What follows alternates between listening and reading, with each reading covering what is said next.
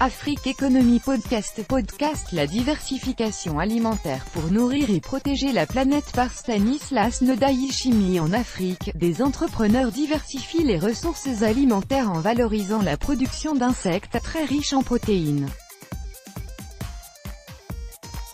RFI. François Porcheron. La première édition du Forum Planeta s'est tenue la semaine dernière à Châlons-en-Champagne dans le nord-est de la France.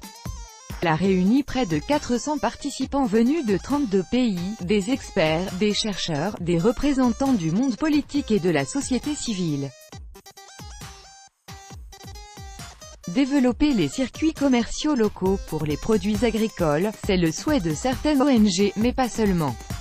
De jeunes entrepreneurs du commerce en ligne ou du commerce traditionnel en Afrique innovent et participent à la recherche des solutions pour nourrir le plus grand nombre de personnes.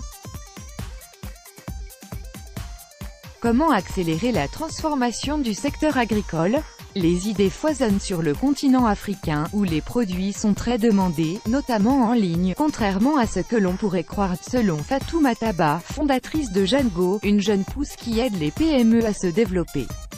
Quand on regarde dans un pays comme le Kenya, quels sont les produits les plus vendus dans les grandes opérations telles que le Black Friday, on a la surprise de voir que ce sont des sacs de farine de maïs, au Nigeria ce sont des sacs de farine de manioc, et au Sénégal ça peut être des sacs de riz de 50 kg. On est vraiment au cœur des produits vivriers du produit agricole local. Pour diversifier les sources alimentaires, Kaitou Oyen a lancé une start-up, face aux pros. Nous valorisons le potentiel nutritionnel des insectes. Nous avons commencé depuis 2014 avec la chenille de qualité et aujourd'hui nous sommes à une phase où nous nous diversifions, en associant d'autres insectes comme les criquets. C'est en tout cas une alternative, une solution parmi tant d'autres pour nourrir, d'ici 2050 les 10 milliards d'habitants que nous serons sur Terre. Par leur potentiel nutritionnel, ce sont des produits essentiellement riches en protéines, plus riches que la viande et sur le plan environnemental, plus intéressants. Les insectes consomment très peu de ressources, ils émettent très peu de gaz à effet de serre et c'est une des solutions pour nourrir la planète. L'alimentaire reste l'un des principaux postes de dépenses. Mais il y a des pertes importantes pour certains produits, s'indigne Fatoumata Ba, qui donne l'exemple de la mangue en Côte d'Ivoire.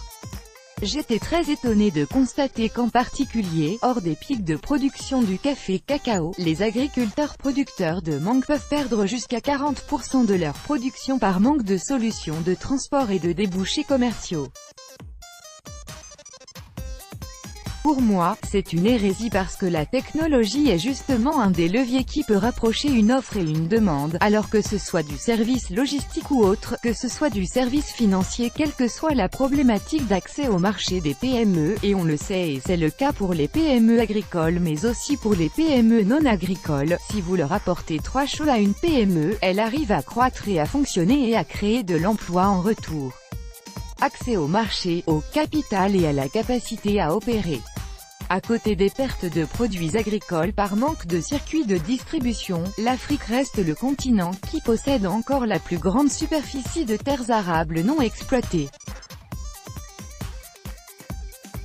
Sur le même sujet, Afrique Économie France. Première édition du Forum Planeta de l'agriculture. En savoir plus. Afrique Économie. L'Afrique au Forum écologique de Monaco. En savoir plus. Archive 1, 2, 3.